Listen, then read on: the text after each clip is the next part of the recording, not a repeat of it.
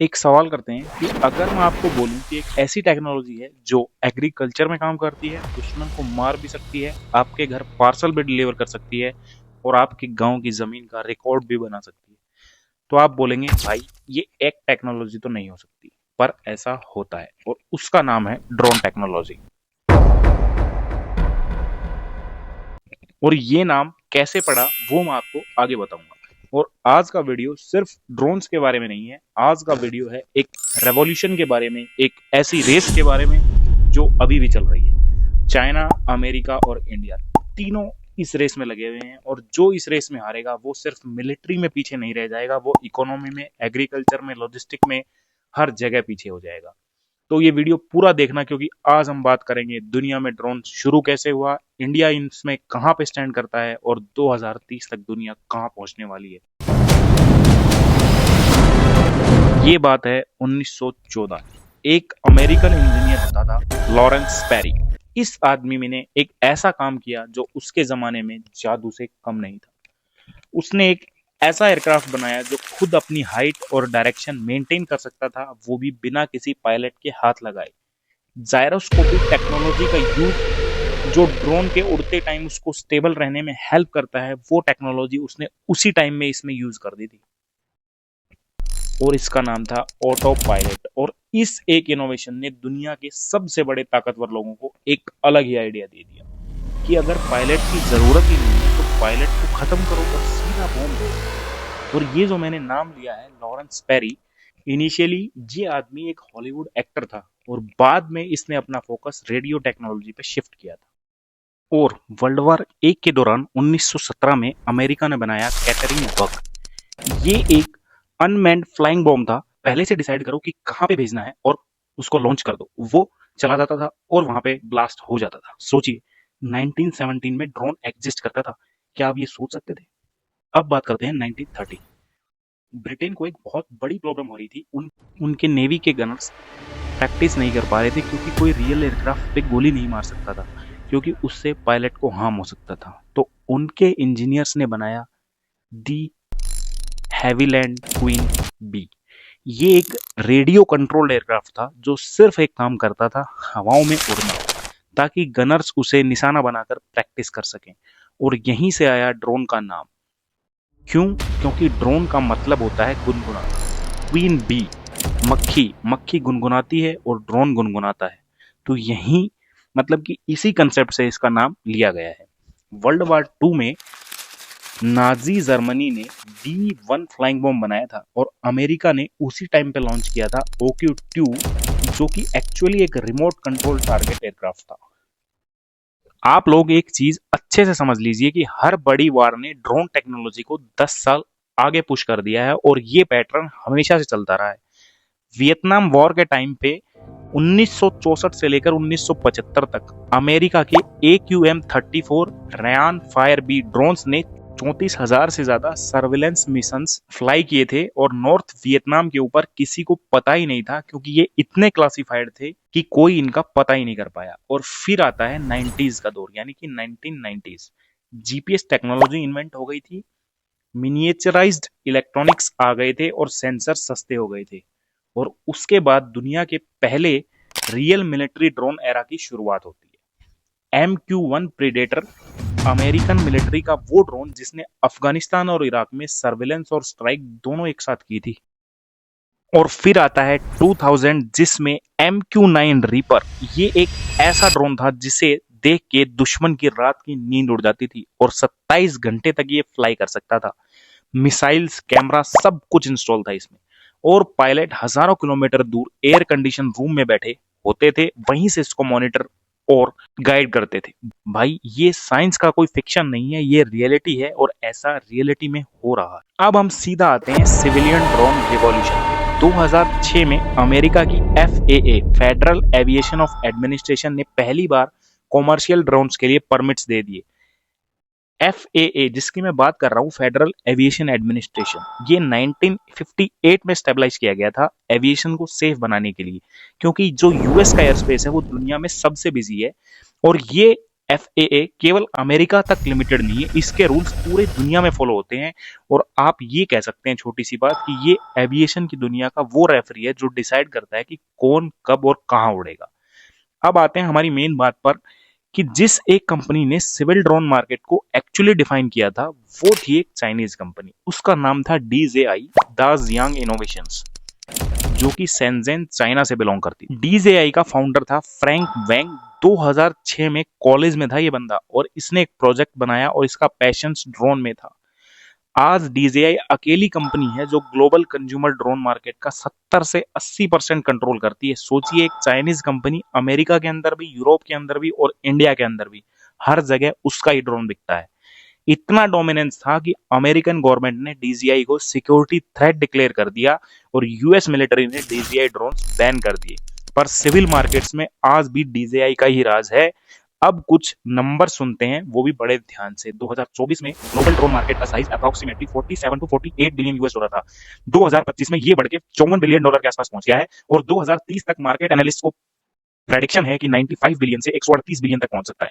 ये ग्रोथ एक चीज की वजह से ज्यादा हो रही है कि ड्रोन सब सिर्फ मिलिट्री गैजेट्स नहीं रहे हैं, अब ये एग्रीकल्चर में क्रॉप स्प्रेइंग का काम भी कर रहे हैं, लॉजिस्टिक में डिलीवरी का काम भी कर रहे हैं, कंस्ट्रक्शन में सर्वे कर रहे हैं, इंफ्रास्ट्रक्चर इंस्पेक्शन में, सर्च एंड रेस्क्यू मिशंस में, सिनेमा में एरियल शॉट्स लेने के लिए और मिलिट्री में तो मेल रोल अदा कर रहे हैं। और अब एक इंटरेस्टिंग चीज कि दुनिया में सबसे ज्यादा ड्रोन मार्केट लीड कौन करता है? Asia Pacific. 40% global market share Asia Pacific में ही है। और एशिया पैसिफिक में एक अलग ही गेम चल रहा है, चाइना वर्सेस सभी कंट्रीज का गेम। एक और डायमेंशन को अच्छे से समझना बहुत ही जरूरी है, वो है मिलिट्री ड्रोन्स। यूक्रेन और रशिया के वार में कुछ ऐसा हुआ था जिसने पूरी दुनिया के डिफेंस एक्सपर्ट्स को सोचने पर मजबूर कर दिया। यूक्रेन एक छोटी कंट्री होते हुए भी एक के बाद एक सुसाइड ड्रोन्स और FPV ड्रोन्स यूज करके रशिया के टैंक्स, आर्टिलरी, ब्रिजेस और हेडक्वार्टर्स को बर्बाद कर रहा था। तो दुनिया को सोचना पड़ा कि आखिरकार ये हो क्या रहा है। CNN की एक रिपोर्ट के मुताबिक तो ड्रोन टेक्नोलॉजी हर 6 हफ्ते में इवॉल्व हो रही है। यूक्रेन की बैटलफील्ड पे सोचिए, हर 6 हफ्ते में एक नया वर्जन ड्रोन का डेवलप हो रहा है। ये वार एक लिविंग कब बन गई है ड्रोन टेक्नोलॉजी के लिए, ये किसी को पता ही नहीं चला।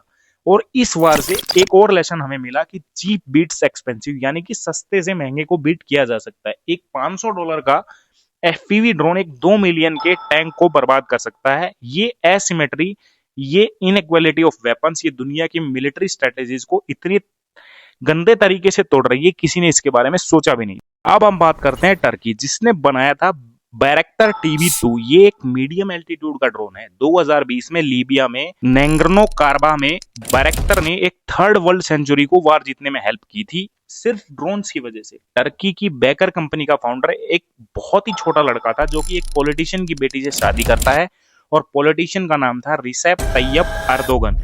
आज बैकर का वैल्यूएशन है मल्टी बिलियन डॉलर्स में और टर्की ग्लोबल ड्रोन मार्केट में एक मेजर प्लेयर बन गया है। इजराइल तो हमेशा से ही ड्रोन टेक्नोलॉजी में बहुत ही आगे था, क्योंकि 1982 में इजराइल मिलिट्री ने लेबनान वार में इतने ड्रोन यूज किए थे और सीरिया के 19 फाइटर जेट्स को बिना एक भी पायलट खोए मार दिया था। दुनिया को तब पता चला था कि ये टेक्नोलॉजी भी कितनी सीरियस है।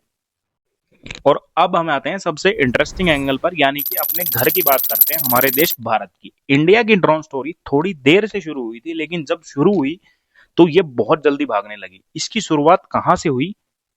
1990 के दशक में DRDO यानी कि defence research and development organisation ने एक ड्रोन बनाने की बहुत कोशिश की। नाम था उसका निशांत UAV। UAV का मतलब होता है अनमैन्ड एरियल व्हीकल।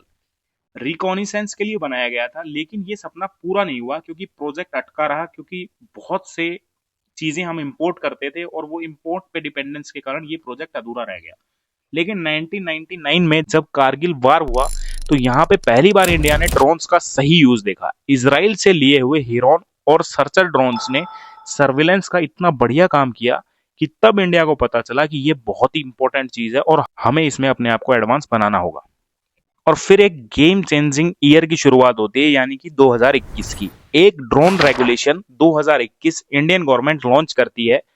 पहले इंडिया में ड्रोन चलाना एक कॉम्प्लिकेटेड नाइटमेयर की तरह था, यानी कि प्रैक्टिकली इलीगल ही था, क्योंकि इसमें इतने परमिशंस और इतना पेपर वर्क था कि लोग इस पे ध्यान ही नहीं देते थे। लेकिन 2021 में गवर्नमेंट ने रूल्स में इतना मॉडिफिकेशन कर दिया कि ग्रीन जोन्स में कोई परमिशन नहीं चाहिए आपको, सीधा आप ड्रोन उड़ा सकते हो। डिजिटल स्काई प्लेटफॉर्म को लॉन्च किया गया, एक सिंगल विंडो सिस्टम कि उस पे आप आराम से ड्रोन रजिस्टर कर सकते हो, एयर स्पेस चेक कर सकते हो, फ्लाइट प्लान को भर के सब एक जगह से कंट्रोल कर सकते हो। उसके बाद पीएलआई स्कीम ड्रोन्स के लिए लॉन्च की गई कि प्रोडक्टिव लिंक्ड इंसेंटिव। इसमें 120 करोड़ की ये स्कीम थी जिसमें गवर्नमेंट ने कहा था कि आप इंडिया में ड्रोन्स बनाओ, हम आपको इंसेंटिव प्रोवाइड करेंगे। ड्रोन स्टार्टअप्स के लिए ये बहुत ही बड़ा सिग्नल था कि आओ, गवर्नमेंट कह रही है कि हम आपको खेलने की जगह दे रहे हैं लेकिन आपको यहां आके खेलना पड़ेगा। और सबसे इंपॉर्टेंट कि गवर्नमेंट ने फॉरेन ड्रोन्स पे बहुत ही बड़ा बैन लगा दिया और ये एक बहुत बड़ा बोल्ड मूव था। इसका मतलब था कि यदि आपको ड्रोन चाहिए तो आपको इंडियन कंपनी से ही खरीदना पड़ेगा। इसका मतलब कि गवर्नमेंट डोमेस्टिक इंडस्ट्री को प्रोटेक्ट कर रही थी। इन सब कदमों से एक पूरी इंडस्ट्री खड़ी कर दी गई जो कि बहुत बड़ा रिवॉल्यूशन था। 2020-21 में इंडिया की ड्रोन मैन्युफैक्चरिंग इंडस्ट्री 60 करोड़ की थी और 2025 में ये बढ़कर 900 करोड़ रुपए से ज्यादा की हो गई है। 15 गुना ग्रोथ हो गई है 5 सालों में। ये कोई छोटी बात। एक सेकंड रुको, मैं आपको एक और चीज बताता हूँ जो बहुत लोगों को नहीं पता। इंडिया में अभी भी 50-60% ड्रोन कंपोनेंट्स इंपोर्ट होते हैं, मोस्टली चाइना से। मतलब इंडिया के ड्रोन्स के अंदर जो चिप्स लगी हुई हैं, जो मोटर लगी हुई हैं और जो सेंसर्स हैं वो अक्सर चाइना में ही बने होते हैं। ये बहुत ही सीरियस प्रॉब्लम है। अगर कल चाइना हमारी सप्लाई रोक देता है तो इंडिया की ड्रोन इंडस्ट्री वहीं पे स्टेबल हो जाएगी। और यही वजह है कि पीएलआई 2.0 स्कीम इस प्रॉब्लम को सोल्व करने की कोशिश कर रही है, लेकिन अभी उसमें बहुत टाइम है। लोकल मैन्युफैक्चरिंग को 30% तक ले जाने की बहुत कोशिश की जा रही है, टारगेट दिया भी गया है, लेकिन ये रास्ता बहुत ही लंबा है, पर हम उस पर कदम बढ़ा रहे हैं। और अब हम अपना फोकस शिफ्ट करते हैं कुछ बहुत ही दमदार कहानियों पर। पहली कहानी है स्वामित्व स्कीम। अप्रैल 2020 में गवर्नमेंट ने एक स्कीम लॉन्च की। इंडिया के बहुत से गांव में जमीन के रिकॉर्ड्स बिल्कुल सही नहीं थे। कौन सी जमीन किसकी है ये बिल्कुल पता ही नहीं था। बहुत डिस्प्यूट चलते थे, लोन भी नहीं मिलता था, राइट्स नहीं थे। उनको वहां पे ले जाया गया और गांव का आसमान से फोटो लिया गया और प्रॉपर्टी कार्ड्स बनाए गए। और अब तक 2.5 करोड़ प्रॉपर्टी कार्ड्स बन चुके हैं 80 लाख गांवों के लिए। ये सिर्फ एक नंबर नहीं है, एक एक कार्ड के पीछे एक इंसान है जिसने पहली बार अपनी जमीन का लीगल प्रूफ मिला है। और अब आते हैं दूसरी कहानी पे जिसका नाम है नमो ड्रोन दीदी। नवंबर 2023 में गवर्नमेंट ने नमो ड्रोन दीदी नाम की एक स्कीम लॉन्च की जिसमें 15,000 वीमेन सेल्फ हेल्प ग्रुप्स को ड्रोन्स देने का प्लान बनाया गया।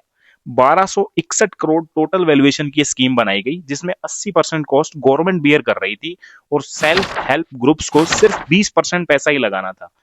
तो ये ड्रोन आखिर में करने क्या वाले थे? खेतों में जाके फर्टिलाइजर्स और पेस्टिसाइड्स का स्प्रे करेंगे, वो भी 1 एकड़ सिर्फ 7 से 8 मिनट में पूरा कर सकते हैं। मैनुअली ये काम करने में घंटों लग जाते हैं।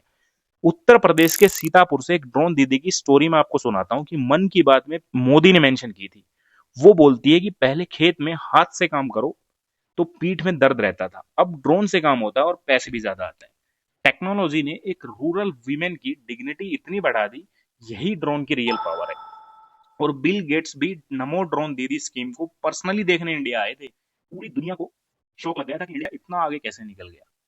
इसमें एक और स्टोरी है जो कि है कि मेडिसिन फ्रॉम द स्काई नाम की स्कीम अरुणाचल में लॉन्च की गई थी। अरुणाचल के पहाड़, दूर दराज के गांव में जहां पे सड़क और एम्बुलेंस की सुविधा इतनी नहीं थी, वहां पे ड्रोन के जरिए 650 से ज्यादा फ्लाइट्स, 8,000 मेडिकल प्रोडक्ट्स डिलीवर किए गए, 200 से ज्यादा पेशेंट्स तक इनको पहुंचाया गया। ये लगभग आप मान लो कि रोड से 15,000 किलोमीटर दूरी तय करने के बराबर है। किसी का बच्चा ठीक हुआ ड्रोन की वजह से तो किसी की माता जी को वैक्सीन मिली। भाई ये कोई टेक्नोलॉजी नहीं है, ये पूरी तरीके से ह्यूमैनिटेरियन एक मिशन के बराबर है।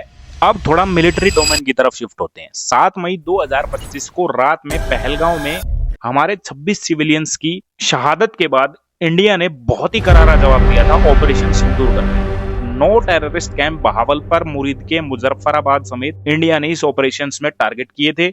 और इस ऑपरेशन में कुछ ऐसा हुआ था जो पूरी दुनिया के डिफेंस एनालिस्ट के सर हिल गए थे कि आखिरकार इंडिया ने ये किया क्या। इंडिया ने इस ऑपरेशन में ड्रोन, इंडिजीनियस ड्रोन्स को बहुत ही ज्यादा यूज किया था। एक एक करके बात करते हैं कि कौन से ड्रोन यूज किए थे। स्काई स्ट्राइकर नाम का एक ड्रोन था जो कि बेंगलुरु में बनाया गया था।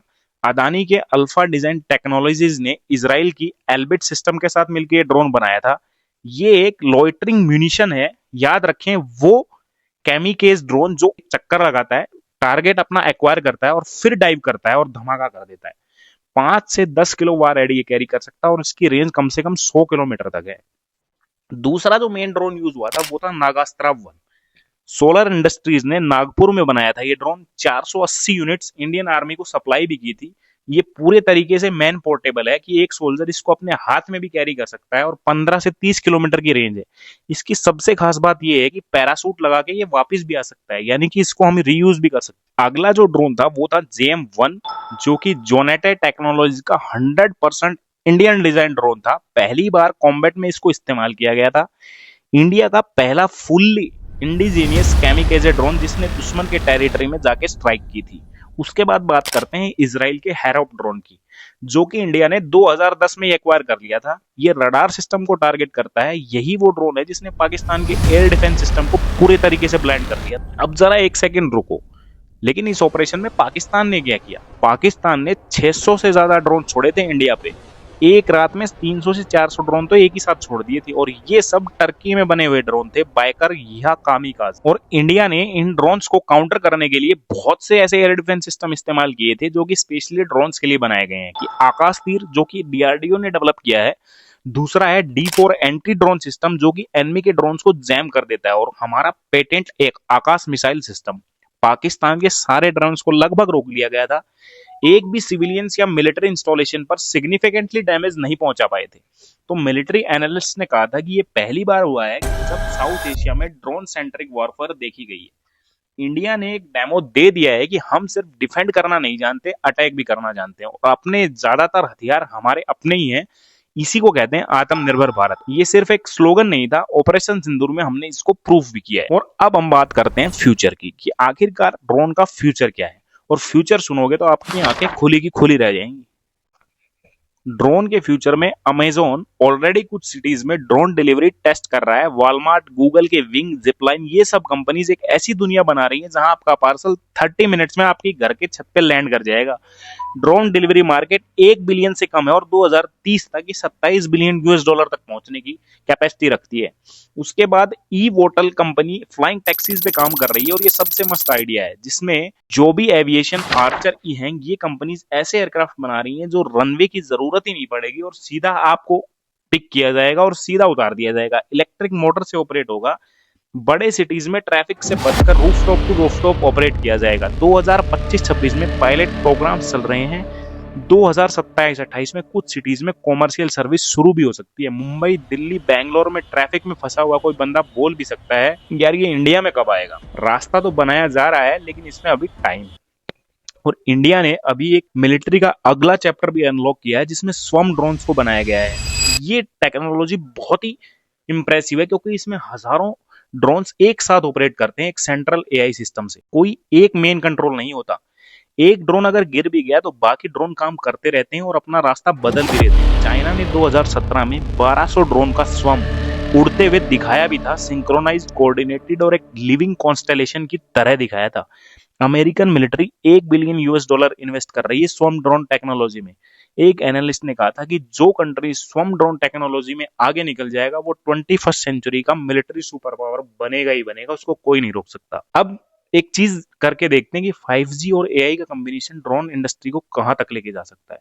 5G नेटवर्क आने से ड्रोन की रियल टाइम कनेक्टिविटी बहुत ही ज्यादा बढ़ जाएगी, और AI से फुल्ली ऑटोनोमस फ्लाइट पॉसिबल भी हो सकती है बिना किसी पायलट के। Beyond visual line of site operation routine हो जाएंगे, और एक ड्रोन मुंबई से पुणे तक गुड्स और सर्विसेज ले जा सकता है और कोई हाथ भी नहीं लगाएगा उसमें। इंडिया का पोटेंशियल इसमें बहुत ही ज्यादा है कि 2025 से 2030 तक इंडिया का ड्रोन मार्केट 17 से 20% CAGR से ग्रो कर सकता है। PLI 2.0 जो कि लॉन्च होने वाली है, 1000 करोड़ रुपए से ज्यादा का एक्सपेक्टेड आउटले प्रोजेक्ट किया जा रहा है। उसमें GST भी 5% कर दिया गया है, जबकि पहले 18 से 28% था। इसका मतलब ड्रोन सस्ते हो रहे हैं। 38,575 ड्रोन अभी तक रजिस्टर्ड हो चुके हैं इंडिया में, और 300 प्लस डोमेस्टिक मैन्युफैक्चरर अभी एक्टिव हैं। Garuda aerospace made in India agriculture drone 12 plus countries को एक्सपोर्ट भी कर रही है। एग्री ड्रोन्स का मार्केट इंडिया में अकेले 5 बिलियन US डॉलर तक पहुंच सकता है। पर एक बात मैं सीधी कहना चाहूंगा कि इंडिया का ड्रोन ड्रीम अभी भी कुछ सीरियस चैलेंजेस फेस कर रहा है। पहला क्या है कि इंपोर्ट डिपेंडेंस। हम अपने चिप्स, मोटर और सेंसर चाइना से ही ज्यादा इंपोर्ट कर रहे हैं। इसका मतलब देश के अंदर बने ड्रोन के अंदर चाइना का हार्डवेयर अभी भी लगा हुआ है। ये स्ट्रेटेजिक वल्नरेबिलिटी का पार्ट है। मिनिस्ट्री ऑफ सिविल एविएशन ने 2025 में एक ड्रोन के बिल लाया था, जिसमें इंडस्ट्री ने भी इसका स्ट्रॉन्गली अपोज किया था, क्योंकि इस बिल में इतने स्ट्रिक्टनेस थे कि एक बच्चे के टॉय ड्रोन को भी रजिस्टर कराना पड़ता था। NASSCOM इन्होंने कहा था कि ये बिल विड्रॉ कर लो, R&D एग्जेम्पशंस खत्म हो गए, माइनर वायलेशंस पे भी क्रिमिनल चार्जेस। यूरोप में और अमेरिका में इससे कहीं ज्यादा लिबरल रूल्स हैं। इंडिया जो वर्ल्ड का ग्लोबल ड्रोन हब बनना चाहता है, वो इस लक्ष्य के बारे में सोचते वक्त ऐसे रिस्ट्रिक्टिव बिल्स नहीं लिख सकता, वरना हमारी कैपेसिटी जो है बहुत रिस्ट्रिक्ट हो जाएगी। और तीसरा और सबसे बड़ा मेजर इशू है कि R&D गैप बहुत है। चाइना और अमेरिका दोनों अपने ड्रोन R&D बिलियंस लगा रहे हैं, इंडिया का R&D इन्वेस्टमेंट अभी भी बहुत स्मॉल स्केल पे है। तो इस वीडियो का कंक्लूजन क्या है कि ड्रोन एक टेक्नोलॉजी नहीं रही है, ये एक प्लेटफॉर्म बन चुका है जिस पर वॉर चलती है, फार्मिंग होती है, हेल्थ केयर डिलीवरी होती है, प्रॉपर्टी राइट्स मिलते हैं, और ये प्लेटफॉर्म अभी शुरुआत में है। DJI ने 2006 में एक कॉलेज प्रोजेक्ट से शुरू किया था और आज पूरी दुनिया उसका ड्रोन यूज करती है। इंडिया के किसी लखनऊ या नागपुर या बेंगलुरु के गैराज में भी अभी भी एक स्टार्टअप है जो कल का DJI हो। नागपुर की एक कंपनी सोलर इंडस्ट्रीज ने नागास्त्रा 1 बनाया, वो ड्रोन पाकिस्तान की टेरिटरी में गया, जो कि कॉम्बैट में प्रूव हो चुका है। ये इंडिया का मोमेंट है। और अगर 2030 में इंडिया सच में ग्लोबल ड्रोन हब बनना चाहता है, तो हमें सबसे पहले तो अपने खुद के कंपोनेंट्स बनाने होंगे, लिबरल पॉलिसीज लानी होंगी, R&D को बहुत ही बड़ा स्केल पे डेवलप करना होगा, स्किल पायलट्स और इंजीनियर को खोजना होगा, और एक क्लियर विजन को डेवलप करना होगा। दुनिया की इस ड्रोन रेस में ऑलरेडी इंडिया एक कंटेंडर बन चुका है, लेकिन सवाल ये है कि क्या हम ये रेस जीत सकते हैं। मुझे लगता है कि हाँ, बिल्कुल। अगर ये वीडियो आपको इन्फॉर्मेटिव लगा हो तो लाइक और किसी के साथ शेयर जरूर कर देना, क्योंकि ये टॉपिक बहुत ही इंटेंस है, और इस पे यदि कुछ और आगे मिलेगा तो मैं एक और वीडियो बनाऊंगा। तब तक आप अपना ध्यान रखिए, और हाँ, जरूर क्यूरियस रहिए इन चीजों को जानने में। जय हिंद, जय भारत।